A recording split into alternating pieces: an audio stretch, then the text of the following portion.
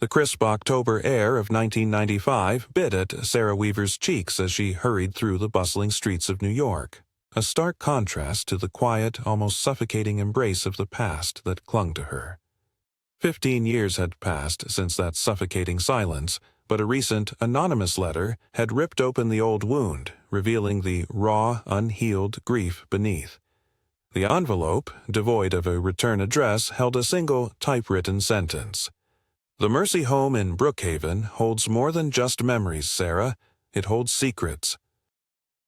Brookhaven, Ohio. The name itself was a ghost on her tongue, a place she had deliberately purged from her mind, a town synonymous with the most profound loss of her young life.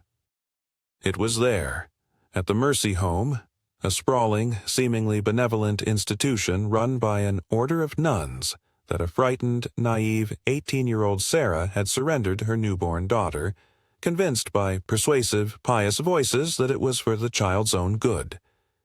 The child, she was told, had gone to a loving, adoptive family.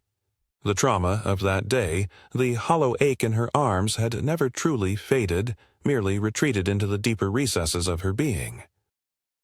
Now, as a seasoned investigative journalist, accustomed to uncovering truths buried under layers of deception, Sarah found herself confronting her own most guarded secret. The letter, with its cryptic message, was a summons to a darkness she had long avoided. It whispered of unanswered questions, of a gnawing doubt that had always lingered beneath the surface of her carefully constructed life. The faces of the nuns, particularly the severe, yet seemingly compassionate Mother Agnes, flickered in her mind's eye. Their soft voices, laced with assurances, had felt like a lullaby of deception. Sarah knew, with a journalist's instinct sharpened by years of chasing shadows, that this letter was not just a cruel reminder. It was a desperate plea for a truth that had been denied for far too long. The memories, once locked away, now surged forth, a tidal wave of pain and unanswered questions, pulling her inexorably back to the quiet, deceptive heart of Brookhaven. The drive to Brookhaven was a journey back in time, each mile unraveling the thread of modernity until the landscape surrendered to a more provincial quiet. Sarah's rental car, a sleek, impersonal sedan, felt almost anachronistic against the backdrop of crumbling barns and faded roadside diners. When she finally steered onto Main Street, a wave of disorienting familiarity washed over her. Brookhaven hadn't just slowed down, it had seemingly held its breath for decades. The storefronts, many displaying chipped paint and dusty windows, still advertised businesses long defunct, their faded signs hinting at a forgotten prosperity. The air itself felt heavier, thick with the scent of damp earth and old memories, a stark contrast to the relentless pulse of New York. The Mercy Home loomed on the outskirts of town, a hulking edifice of weathered stone and peeling paint, shrouded by overgrown ivy. It was more fortress than sanctuary now, its windows like vacant eyes staring out onto a world that had forgotten its purpose. A chill, unrelated to the autumn air, traced a path down Sarah's spine as she stood before its imposing gates, rusted shut and chained. The once manicured grounds were now a tangled wilderness, thorny bushes clawing at the stone walls as if trying to reclaim what once belonged to the earth. A profound silence hung in the air, broken only by the rustle of dry leaves and the distant, mournful cry of a bird. Later, as Sarah cautiously ventured into the town's only diner, a place where the scent of stale coffee and fried food lingered like a perpetual guest, she found herself amidst the subtle murmurs of Brookhaven's collective memory. The locals, their faces etched with the quiet resignation of small-town life, spoke of the Mercy Home with a curious blend of reverence and unease. Such a blessing it was back then, an elderly woman with silver hair recounted, stirring her tea slowly. Those nuns, so devoted, always helping the unfortunate girls. A man across the counter, nursing a half-empty mug, grunted softly. Aye, a blessing, but some folks had other notions. Whispers, you know, things that didn't quite sit right even back then. He didn't elaborate, his gaze drifting off as if lost in a distant, unsettling thought. Sarah listened intently, each fragmented anecdote a new piece in a mosaic of discomfort. The benign facade of the Mercy home, she realized, was slowly crumbling under the weight of these quiet, persistent whispers, revealing the first faint outlines of something far more sinister beneath. The small Brookhaven Public Library was a sanctuary of hushed whispers and the scent of aging paper, a stark contrast to the modern, sterile archives Sarah was accustomed to. Rows of meticulously bound local newspapers, their headlines echoing decades of small-town dramas and triumphs, stretched before her. With a growing sense of foreboding, Sarah began her meticulous dive into the past, specifically the late 1970s. Her fingers, accustomed to the swift click of a keyboard, now traced the brittle edges of yellowed pages, seeking echoes of the vulnerability she had once known, the quiet desperation of other young women. Hours blurred into a methodical blur of turning pages and deciphering faded print. At first, the reports were innocuous: school fundraisers, bake sales, local sports victories. But then, a pattern began to emerge, subtle at first, then increasingly unsettling. There were occasional brief mentions of young women arriving in Brookhaven, often described as travelers or newcomers, seeking temporary refuge at the Mercy home. Their arrivals were noted with a quiet piety, a testament to the convent's charitable mission. However, what truly caught Sarah's attention were the departures. Many of these young women, after a seemingly brief stay, simply vanished from the town's narrative. There were no follow-up articles, no farewell notices, no mentions of their futures or the children they were supposed to have birthed within the sanctuary of the Mercy home's walls. It was as if they had arrived, given birth, and then evaporated into the thin Ohio air.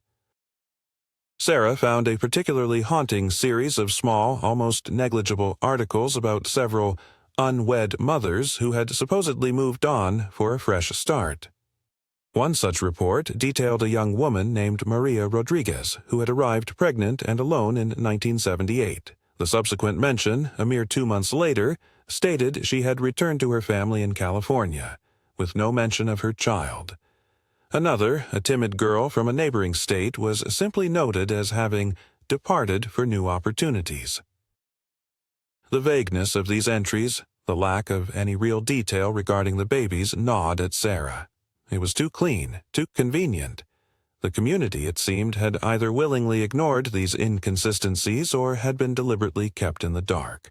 The silence of these newspaper archives, in their very omissions, screamed a far more chilling story than any sensational headline could. Sarah felt a cold dread begin to solidify in her stomach. The whispers she'd heard at the diner, once vague and unsubstantiated, were starting to coalesce into a chilling symphony of unspoken truths. The Mercy home, it seemed, was not just a place of solace, but a crucible where hopes and lives, particularly those of innocent children, had been quietly, systematically extinguished. The threadbare address Sarah had unearthed led her to the forgotten fringes of Brookhaven, a neighborhood where houses sagged under the weight of decades, their paint long peeled, their gardens swallowed by weeds. The air here was heavy with the scent of neglect and damp earth, a stark departure from the meticulously maintained town center. Sister Martha, the anonymous tip had suggested, was living out her twilight years in this quiet desolation.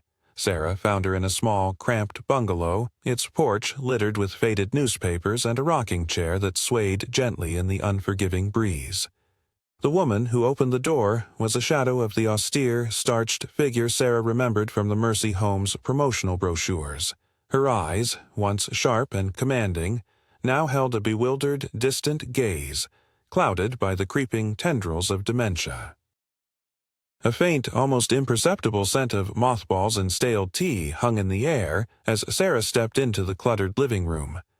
Dust motes danced in the slivers of weak sunlight that pierced the grimy windows, illuminating stacks of ancient books and trinkets.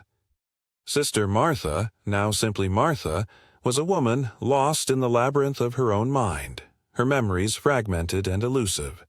Sarah spent hours with her over the course of several days, patiently listening to Martha's rambling, disjointed narratives about long-forgotten errands, imaginary tea parties, and the occasional burst of song from a forgotten hymn. It was a painstaking, often disheartening process, like sifting through sand for grains of gold. Yet, in those rare, fleeting moments of lucidity, when a spark seemed to ignite in her clouded eyes, Martha's words would shift, her voice dropping to a conspiratorial whisper. Mother Agnes. She always knew, Martha murmured one afternoon, her gaze fixed on some unseen point beyond the window. Her frail hand, gnarled with age, clutched at the air. The sins! Oh, the sins! They clung to her like a shroud. A tremor ran through Sarah. She leaned closer, her recorder almost imperceptibly positioned. "What sins, Martha?" she prompted gently, her heart pounding a desperate rhythm against her ribs. Martha's eyes, momentarily clear, darted towards Sarah, filled with a raw, fleeting terror. The children, the crying, always the crying. Her voice became a frantic, barely audible rasp.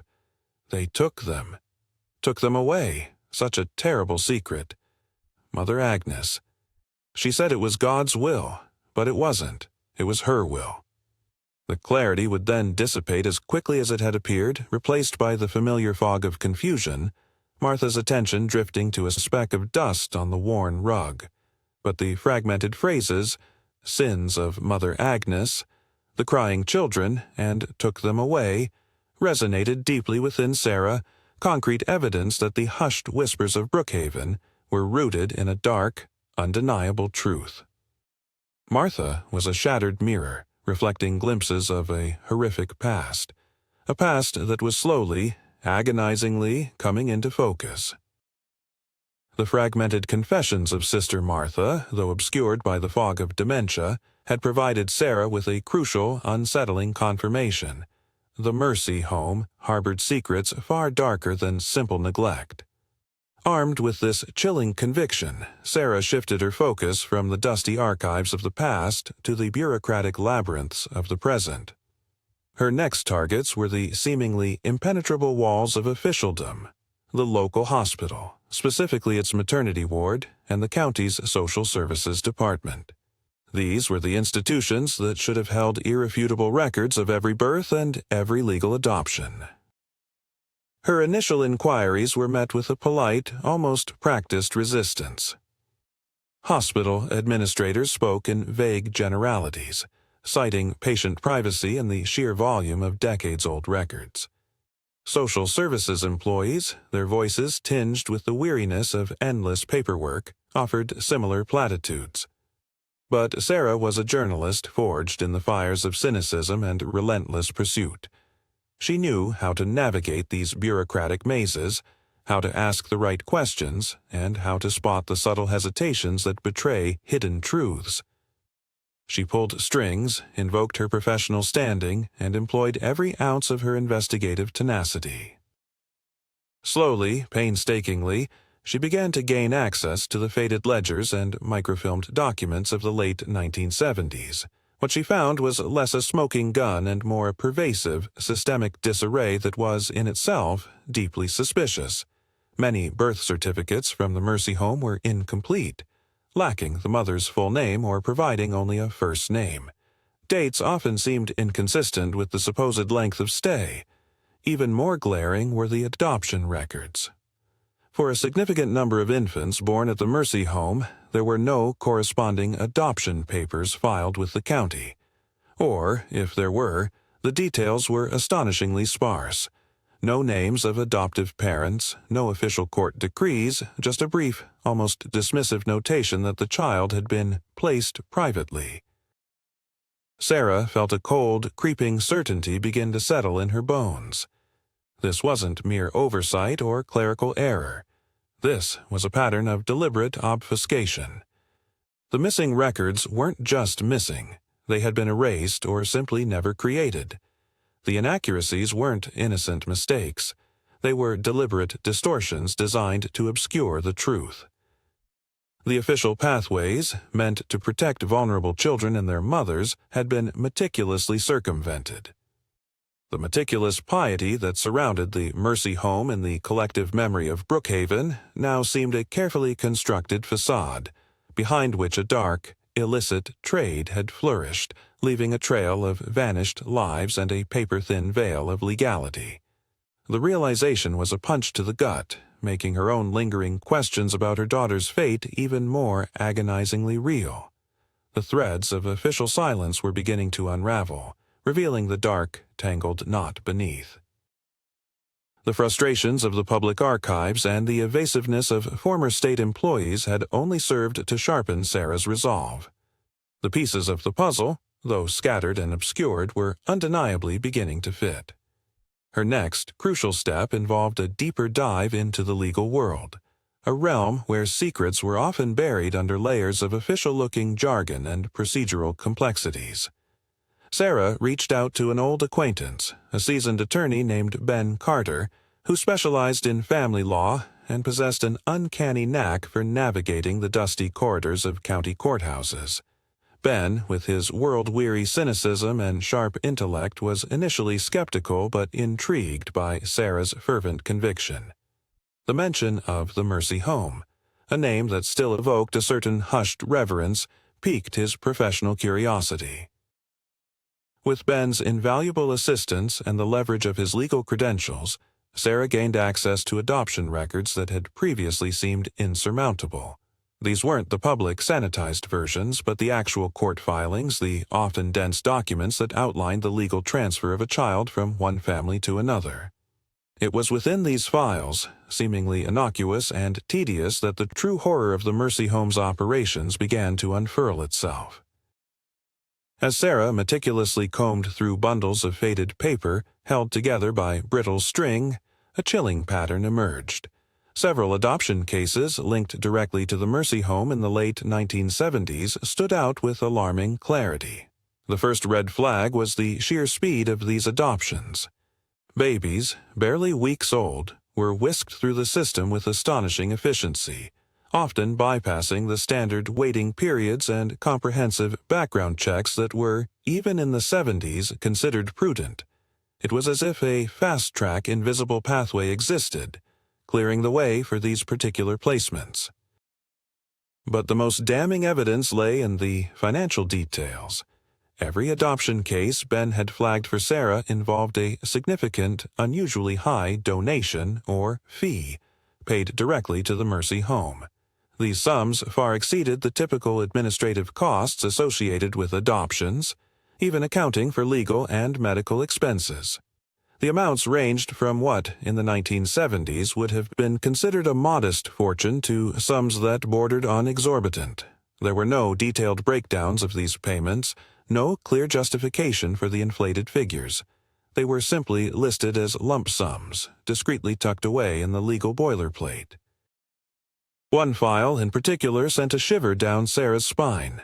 It concerned an infant girl adopted in 1979, the transaction seemingly facilitated by a cryptic handwritten note from Mother Agnes herself, citing urgent circumstances and a generous benefactor. The parents listed were from a wealthy, distant state, their identities shielded by layers of legal privilege. The lack of proper documentation, the blatant disregard for standard protocol, and the consistent thread of exorbitant donations painted a picture of a well-oiled, illicit operation. The Mercy Home wasn't just facilitating adoptions, it was brokering them, turning desperate mothers and vulnerable newborns into commodities. The unsettling truth was no longer a whisper. It was a deafening roar in Sarah's ears. The pious facade of the convent had concealed a dark market, and for the first time, Sarah felt a sickening certainty that her own daughter had been a pawn in this horrific, covert scheme.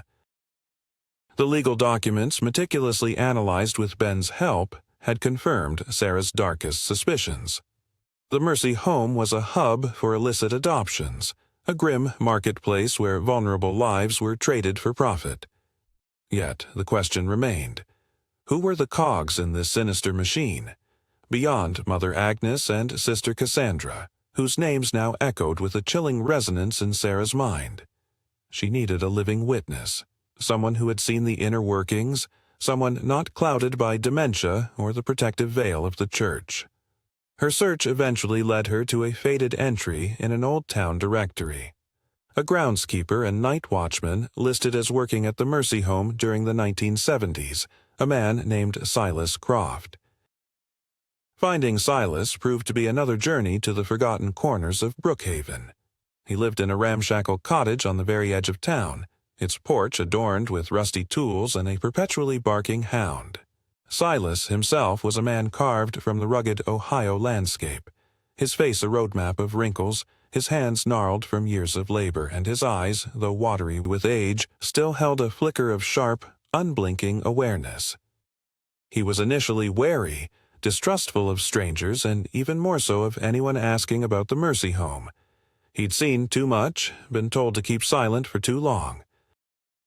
Sarah spent days cultivating his trust, patiently returning to his humble abode, listening to his rambling stories about local weather and the quirks of his hunting dog.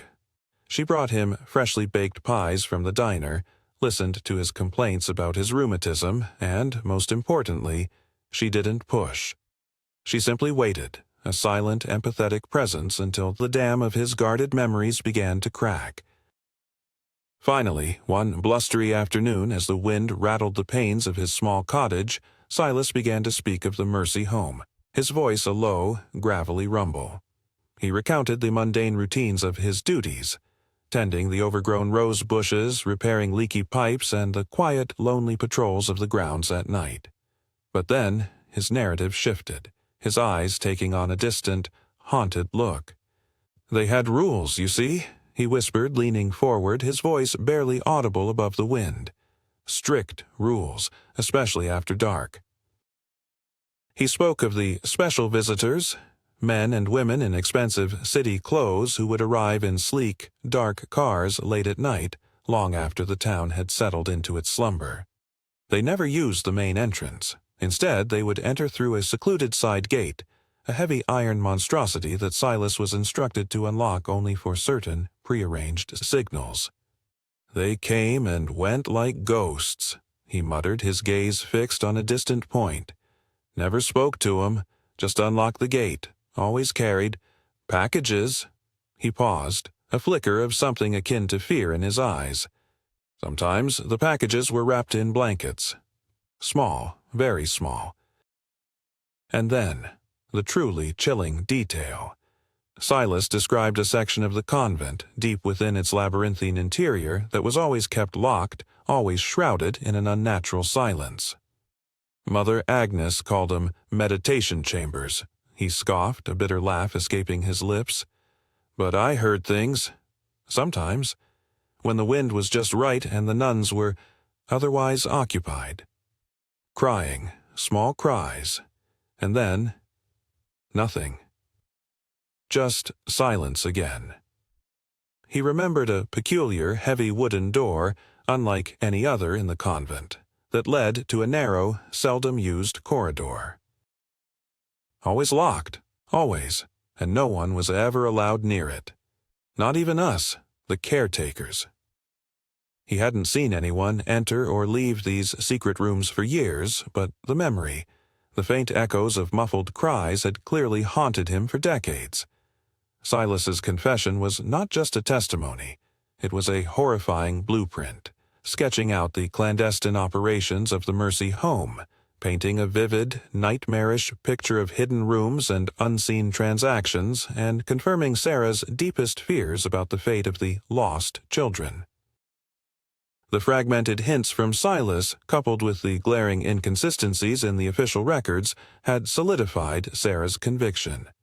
The Mercy Home wasn't just facilitating irregular adoptions, it was orchestrating a systematic, clandestine operation. The remaining question, the most agonizing one, was the human element. Who, beyond Mother Agnes, had been so deeply entwined in this horrific scheme? And, more importantly, what happened to the mothers and their babies after they disappeared from the public eye? Sarah needed someone who had been inside, someone who had witnessed the process unfold, someone whose conscience had not allowed them to remain silent. Her relentless pursuit led her down a path less traveled, away from official channels and into the shadowy corners of Brookhaven's forgotten past. She followed a faint trail of an old nursing license, briefly registered to a woman named Ilara Jenkins, who had listed her last employer as the Mercy Home. The address, a dilapidated duplex on the edge of a forgotten industrial park, spoke volumes about a life marked by hardship and, perhaps, regret. Ilara Jenkins was a woman consumed by her own ghosts. Her small apartment, filled with the scent of cheap air freshener and loneliness, was a testament to a life lived in isolation. Her eyes, magnified by thick spectacles, held a perpetual sorrow, a burden carried for decades. It took Sarah days, filled with silent cups of tea and shared glances, to chip away at the protective shell Ilara had built around herself. Sarah spoke of her own lost child, of the gnawing emptiness and the desperate need for truth. It was this shared vulnerability, this unspoken connection to profound loss that finally broke through Ilara's formidable defenses. When Ilara finally spoke, her voice was a fragile whisper, laced with tears that streamed unchecked down her withered cheeks. Her hands, gnarled and trembling, clasped each other tightly in her lap as if to contain a rising tide of anguish. She had been young, barely out of nursing school in the late 70s, desperate for work, and naive enough to believe in the Mercy Home's benevolent mission. She recalled the constant stream of young, frightened girls, pregnant and alone, arriving at the home, their faces a mixture of hope and despair. The nuns, particularly the charismatic Mother Agnes and the cold, calculating Sister Cassandra, would embrace them with reassuring words, painting a picture of a new beginning, a better life for their unborn children. But the reality, Ilara choked out, was a horrifying betrayal. They told them the babies would go to good families, she sobbed, her voice cracking, that it was God's will, that the girls would be free to start over. She described how, after birth, the babies were immediately whisked away, their mothers often kept heavily sedated, awakening to empty arms and the hollow assurances of the nuns. The mothers, they cried. Oh, how they cried! Ilara recounted, her own tears mirroring the sorrow she described. But the nuns, especially Sister Cassandra, they were like stone. They'd say it was for the best. For everyone. Ilara detailed the clandestine operations, the hushed transfers of infants under the cloak of night, the unmarked vans that would arrive at the convent's secluded back entrance. They called them deliveries, she whispered, a shudder racking her frail frame. But it wasn't a delivery. It was a transaction. She recalled specific instances, vivid and agonizing, of mothers begging to see their children, only to be met with icy stares and vague promises. Mother Agnes oversaw everything, Ilara confirmed, her voice laced with a bitter resentment. She was the orchestrator, and Sister Cassandra, she was her right hand, the enforcer, the one who made sure no one asked too many questions, no one tried to get their baby back. The weight of her confession seemed to visibly lift a burden from Ilara, yet it simultaneously crushed Sarah. The harrowing details, painted with the raw emotion of a witness, confirmed the full extent of the Mercy Home's monstrous deception. Her own brief, hazy memories of her daughter's birth, of the persuasive voices and the eventual emptiness, now clicked into place with horrifying clarity. The pious facade had not merely concealed a dark market, it had actively preyed on the most vulnerable, shattering lives under the guise of religious charity. The full dark heart of the Mercy Home had finally been exposed. The raw, tear-soaked testimony of Ilara Jenkins, combined with the damning evidence from Silas Croft and the legal documents, had transformed Sarah's personal quest into a full-blown investigation into a systemic crime. The Mercy Home was not just a place of her own painful memories. It was a deeply corrupted institution, its benevolent facade a sinister screen for a criminal enterprise. But exposing such a deeply entrenched deception, especially one intertwined with the church, required more than just anecdotal evidence and scattered paperwork. It needed official weight, a connection to the very system that had, either by design or neglect, allowed these atrocities to flourish. Her mind, usually a precise instrument, now worked on instinct. The political reasons Silas had vaguely alluded to, the abrupt closure of an investigation in the 70s, these were not random coincidences. There had to have been someone, somewhere, who had tried to scratch beneath the surface, only to be silenced. Sarah turned her attention to the local police department's archives, not for the cases themselves, but for the names of the officers involved in any child-related investigations during the same period. Her search led her to the faded name of Detective Arthur Finch, a man who, according to the records, had retired under vague circumstances shortly after a series of missing persons reports involving young mothers and their infants mysteriously ceased to be investigated in the late 1970s. Finch, now in his late 70s, lived a quiet, solitary life on the outskirts of Brookhaven. His home, a testament to a career spent wrestling with human depravity, shelves crammed with true crime novels, and an air of quiet disillusionment clinging to him like a second skin. He regarded Sarah with a wary, intelligent gaze when she first knocked on his door, a lifetime of suspicion etched into the lines around his eyes. She spoke little at first, laying out the fragments she had painstakingly collected. The dubious adoption records, Sister Martha's cryptic whispers, Silas's chilling descriptions of nocturnal visitors and secret rooms, and Alara's tearful confession. As Sarah spoke, Finch's expression slowly shifted from guarded skepticism to a grim, dawning recognition. When she finally finished, a profound silence hung in the air, broken only by the ticking of an old grandfather clock in the corner. Finch leaned back in his worn armchair, a heavy sigh escaping his lips. "I knew it," he murmured, his voice rough with decades of unexpressed frustration. "I always knew something wasn't right." He confessed that he had indeed tried to investigate the disappearances back then. He had received a handful of unsettling reports. Young women arriving at the Mercy home, visibly pregnant, only to leave weeks later, pale and distraught, without their babies.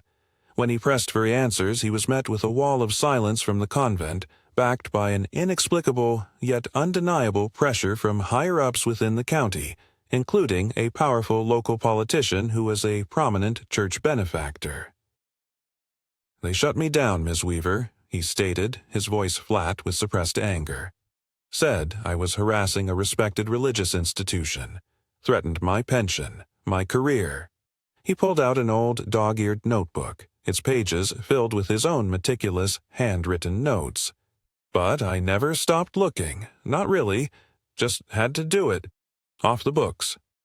He had compiled his own dossier of inconsistencies, the names of mothers who vanished, the unusually large donations mentioned by wary social workers, even the license plate numbers of cars that frequently visited the Mercy home late at night, cars he suspected were linked to the illicit transactions. He had suspected a baby-selling ring, a suspicion dismissed as absurd and blasphemous by his superiors. As Finch shared his carefully guarded notes, a map of the conspiracy, painstakingly drawn over years of quiet defiance, unfurled before Sarah. His information filled in crucial gaps, providing official details where hers were anecdotal, and lending his credibility as a former law enforcement officer to her burgeoning case. His frustration, once a solitary burden, now fueled Sarah's righteous indignation. In Arthur Finch, Sarah had not just found a witness. She had found an unexpected ally, a kindred spirit whose own buried quest for justice ignited a fierce determination within her. The pieces were no longer scattered. They were interlocking, forming a chilling portrait of systemic betrayal. And the time for whispers was finally over. The truth was ready to roar. The pieces, once scattered and seemingly disconnected, now formed a horrifying mosaic. Sarah Weaver stood on the precipice of a revelation that threatened to shatter the serene image of Brookhaven and expose a darkness that had festered for decades. The meticulous notes of Detective Finch, a map of official oversight and deliberate misdirection, married seamlessly with the fragmented confessions of Sister Martha and Silas Croft.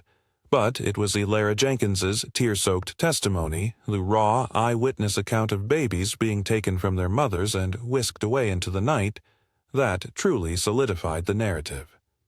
This was no longer just a personal quest, it was a crusade for justice, a duty to the silenced mothers and stolen children of the Mercy home. The weight of this truth, once a personal burden, now felt like a tangible force in her hands. Sarah spent days meticulously organizing her findings, cross-referencing names, dates, and the suspicious financial transactions. She compiled a comprehensive dossier, a chilling narrative woven from official records, anonymous tips, and the harrowing stories of those who had dared to speak. Every missing birth certificate, every inexplicable adoption fee, every hushed whisper from a haunted memory now served as undeniable evidence of a systematic criminal enterprise operating under the guise of religious charity. The day she walked into the Brookhaven Police Department, the very building where Detective Finch's warnings had been dismissed, the air crackled with a palpable tension. The uniformed officers, usually immersed in the mundane rhythms of small-town crime, regarded her with a mixture of curiosity and thinly veiled skepticism.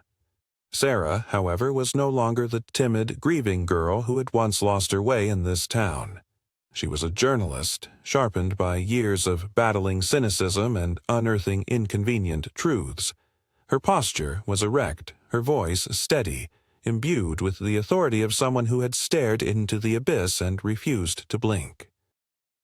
She was directed to Lieutenant Miller, a man whose face held the weary lines of years spent sifting through human folly but whose eyes still retained a spark of professional curiosity. Sarah laid out her meticulously prepared case, the thick binder thudding softly on his desk. She began with the anonymous letter that had drawn her back, a potent emotional hook. Then she systematically presented her findings. The statistically impossible number of private placements from the Mercy Home, the staggering sums of money paid directly to the convent in the guise of donations for adoptions that bypassed legal channels, the glaring omissions in vital records, and the shocking testimonies of those who had witnessed the covert transfers of infants under the cloak of night. She spoke of Sister Martha's fractured memories, of Silas Croft's disturbing accounts of late-night visitors and sealed-off rooms, and finally, with a tremor in her voice that was born of shared pain, she recounted Elara Jenkins' heart-wrenching story of mothers being sedated and children being snatched away, their cries muffled by the convent's thick walls. She presented the names of Mother Agnes and Sister Cassandra, not as revered figures but as the architects of this horrific scheme. Lieutenant Miller listened, his initial skepticism slowly giving way to a grim, stunned silence. His gaze flickered between Sarah's unwavering eyes and the unsettling documents before him. The gravity of her accusations, the sheer scale of the alleged crimes, committed under the very roof of a revered religious institution, was almost unfathomable. The implications were immense, threatening to unravel not just a local scandal but a decades-long conspiracy that had touched countless lives. A cold dread began to settle on his features, replacing weariness with a dawning sense of professional responsibility. He knew, instinctively, that this was no ordinary case. This was a systematic crime, a betrayal of trust on a monumental scale, and the truth, meticulously unearthed by a single determined woman, had finally broken through the surface, demanding justice. The investigation had officially begun. The initial shockwaves from Sarah Weaver's exposé reverberated through Brookhaven and beyond, a seismic tremor that threatened to crack the very foundations of long-held beliefs. Lieutenant Miller, faced with the undeniable weight of the evidence Sarah had so painstakingly assembled, moved swiftly. The small, quiet police station transformed into a buzzing hive of activity as investigators, Some from the state level descended upon the town. The serene facade of the Mercy home, once a symbol of charity, was now a crime scene, its hallowed halls subjected to the harsh glare of official scrutiny. The first arrest sent a chilling message. Former staff members of the Mercy home, long retired and living unremarkable lives, were brought in for questioning. Their faces, once etched with the placid contentment of old age, now contorted with fear and resentment as the ghosts of their past rose to haunt them. Some feigned ignorance, others mumbled vague denials, but the intricate web of evidence, woven from disparate threads of records, eyewitness accounts, and Sarah's own tenacious spirit, left little room for doubt. The most anticipated arrests, however, were those of Mother Agnes and Sister Cassandra. Mother Agnes, now a frail, withered woman in her late 80s, was found living in a secluded, opulent retirement home in a distant state, seemingly untouched by the passage of time or the weight of her past. Her apprehension was met with a stoic, almost defiant silence. Her eyes, though dimmed by age, still held a glint of the imperious authority that had once commanded absolute loyalty. Confronted with the mounting evidence, she maintained a steadfast, almost serene denial, invoking God's will and the sanctity of the Mercy home's mission. Her voice, though thin, carried the same persuasive conviction that had once lured desperate young women into her web. She was a woman convinced of her own righteousness, even in the face of damning accusations, an unsettling testament to the power of self-deception. Sister Cassandra's arrest, however, was a different affair entirely. She was discovered living a reclusive life in a small, isolated cabin deep in the Appalachian Mountains, a place of stark solitude that seemed to mirror the emptiness within her. Unlike Mother Agnes's unwavering defiance, Cassandra was a woman visibly broken by years of guilt and isolation. Her face was gaunt, her body stooped, and her eyes, devoid of their former coldness, now swam with a profound, debilitating sorrow. When confronted with the evidence, particularly Alara Jenkins' tearful testimony and Silas Croft's grim accounts, the carefully constructed walls around her shattered. The dam broke. In a halting, almost barely audible voice, punctuated by deep, shuddering breaths, Sister Cassandra began to confess. Her words painted a chilling, detailed picture of the horrific scheme that had unfolded within the sacred walls of the Mercy home. She described Mother Agnes's cunning, her ability to manipulate, to weave a tapestry of religious rhetoric that justified the unthinkable. Cassandra admitted her own complicity, her role as the enforcer, the one who silenced dissent, who oversaw the clandestine transfers, who ensured the mothers remained compliant, often through the use of sedatives and emotional manipulation. She revealed the elaborate network of facilitators, a carefully selected group of lawyers, doctors, and even a few corrupt social workers who helped connect the convent with wealthy, desperate couples willing to pay exorbitant sums for a child. The donations were meticulously channeled through various shell accounts disguised as charitable contributions, effectively laundering the illicit profits. Cassandra, her voice growing stronger as the burden of decades of silence lifted, confirmed the chilling truth. The Mercy home was not a sanctuary, but a meticulously organized baby-selling ring, exploiting the vulnerable and trading in innocent lives. Her confession was a torrent of grim details, each word a nail in the coffin of the Mercy home's reputation.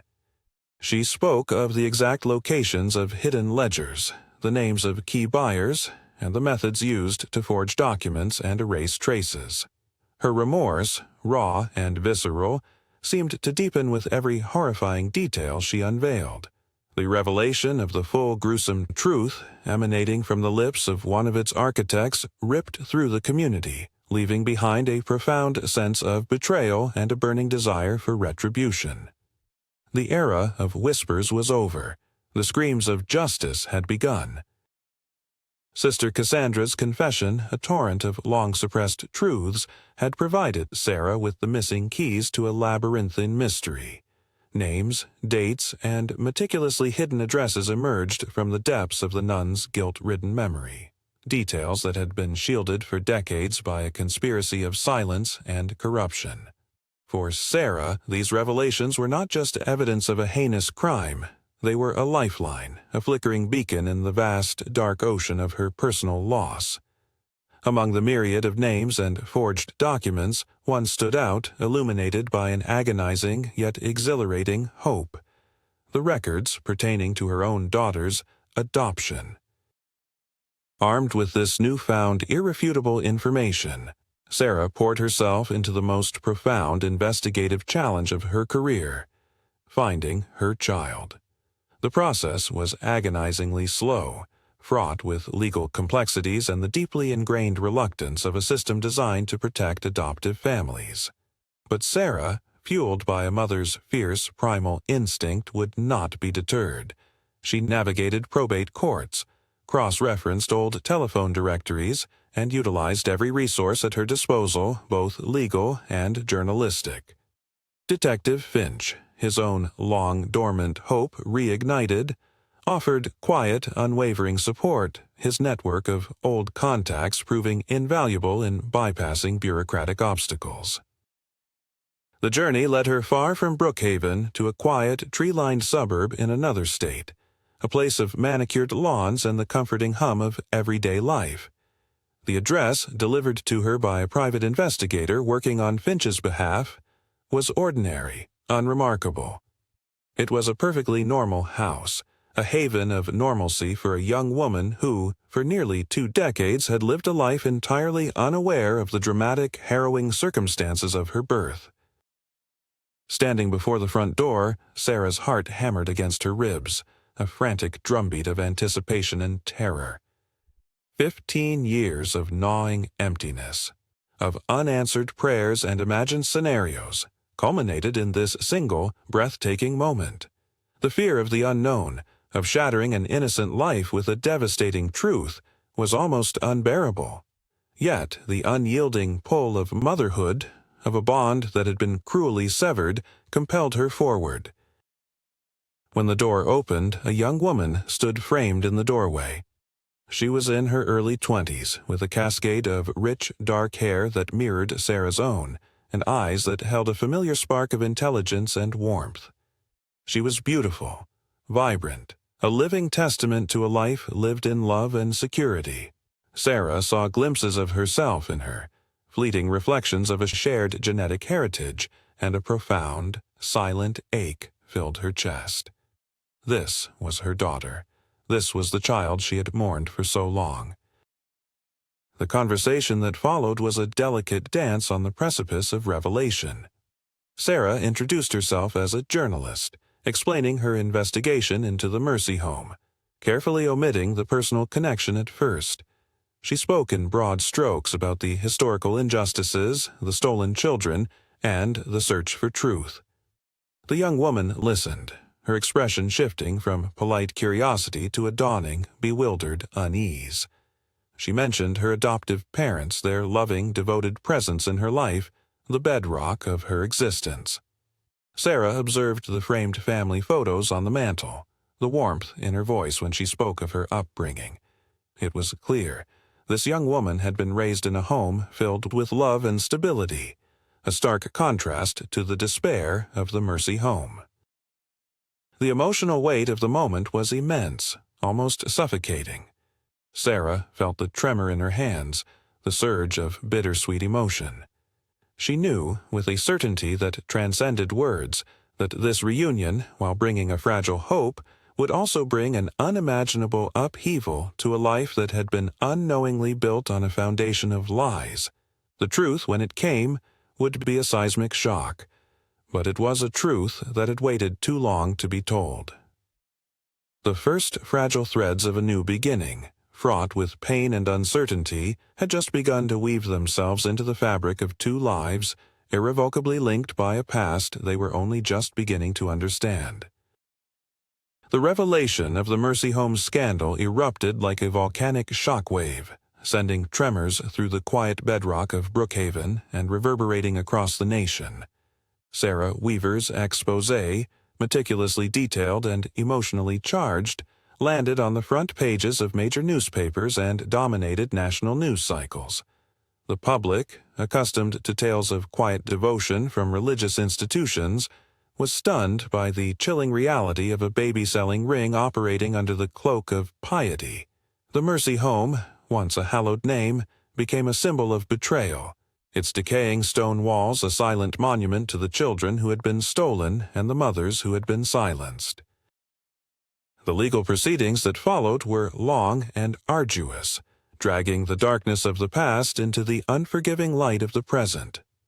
Mother Agnes, defiant to the last, maintained her unwavering innocence, clinging to a twisted narrative of divine will and charitable acts. Her unrepentant demeanor, however, only served to harden public resolve for justice. Sister Cassandra, her spirit utterly broken, provided crucial testimony, her voice a fragile vessel carrying the weight of decades of guilt. Her raw, tearful confessions painted a vivid, agonizing picture of the systematic exploitation, confirming every detail Sarah had painstakingly uncovered. The corrupt network of lawyers and facilitators revealed by Cassandra were also brought to justice, their complicity laid bare for all to see. For Sarah, the fight for justice was not merely a professional endeavor, it was a deeply personal odyssey, a relentless pursuit of truth that had, at last, yielded a fragile, bittersweet victory. The emotional reunion with her daughter, though fraught with the complexities of a life unknowingly built on a lie, had fundamentally altered the landscape of her existence. The young woman, initially stunned and bewildered by the truth of her origins, grappled with the seismic shift in her identity. It was a journey of profound adjustment, filled with difficult conversations, tears, and tentative steps towards understanding. Sarah approached it with the same patience and unwavering dedication she applied to her investigations, knowing that the deepest wounds took the longest to heal. The story of the Mercy Home, however, did not end with the trials. It sparked a national conversation about historical injustices within religious institutions and the rights of adopted individuals to know their origins. Sarah, her voice now a powerful instrument of change, became an advocate for victims, dedicating her journalistic prowess to giving a voice to those who had been silenced. She established a nonprofit organization, Echoes of Justice, specifically aimed at helping other individuals impacted by illicit adoptions and historical abuses. The phone lines to her office, once silent, now buzzed with calls from men and women across the country, their stories mirroring her own, their voices filled with a desperate hope for answers. Through her continued work, Sarah facilitated other reunions, often agonizing, sometimes joyous, always profoundly impactful. She witnessed the quiet strength of mothers who had never given up hope and the bewildered courage of adult children discovering their true lineage. Her own story, once a private agony, became a beacon of hope for countless others. It was a testament to the enduring power of truth, the resilience of the human spirit, and the unwavering belief that even after decades, justice, though delayed, could finally find its way to the surface, bringing solace and sometimes even the possibility of a new beginning. The echoes of justice, once faint whispers, now resonated loudly, ensuring that the dark heart of the Mercy Home would never truly be forgotten, and that the children it had stolen would, at last, be remembered.